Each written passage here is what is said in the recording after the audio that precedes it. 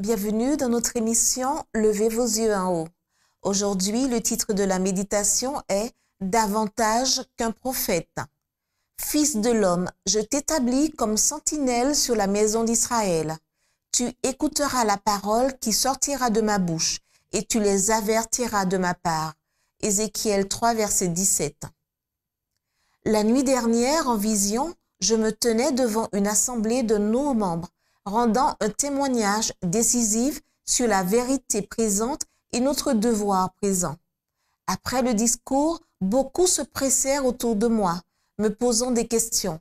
Ils désiraient tant d'explications sur ce point-ci, ce point-là et cet autre point que j'ai dit, une personne à la fois, s'il vous plaît, sinon je vais m'y perdre.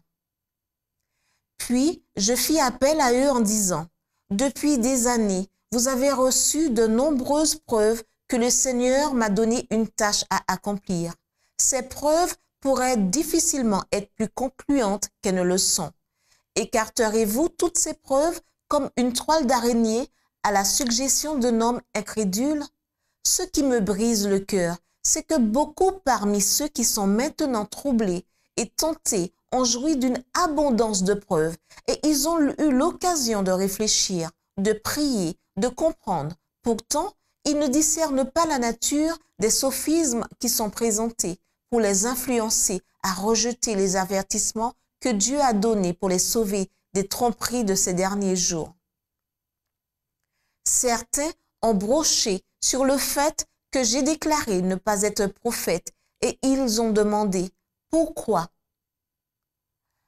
Je n'ai aucune prétention à avancer, si ce n'est que j'ai été instruite du fait que je suis la messagère du Seigneur. Au début de mon ministère, on m'a demandé plusieurs fois, « Êtes-vous prophète ?» J'ai toujours répondu, « Je suis la messagère du Seigneur. Je sais que beaucoup m'ont qualifiée de prophète, mais je ne prétends pas à ce titre.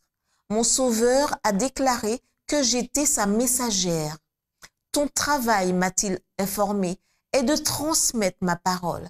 Des faits étranges surgiront et dans ta jeunesse, je te mets à part pour remettre le message à ceux qui errent, pour présenter la parole aux incroyants et par la plume et par la voix pour réprouver selon la parole des actes qui ne sont pas droits. Exhorte d'après la parole. J'ouvrirai ma parole devant toi. Mon esprit et ma puissance seront avec toi. Ne crains pas les hommes, car mon bouclier te protégera. Ce n'est pas toi qui parles, c'est le Seigneur qui donne les messages d'avertissement et de reproche. Quelles que soient les circonstances, ne t'écarte jamais de la vérité. Transmets la lumière que je te donnerai.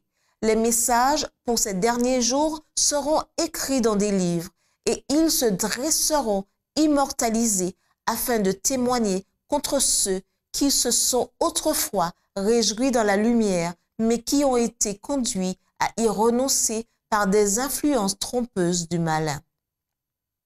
C'était notre émission Levez vos yeux en haut.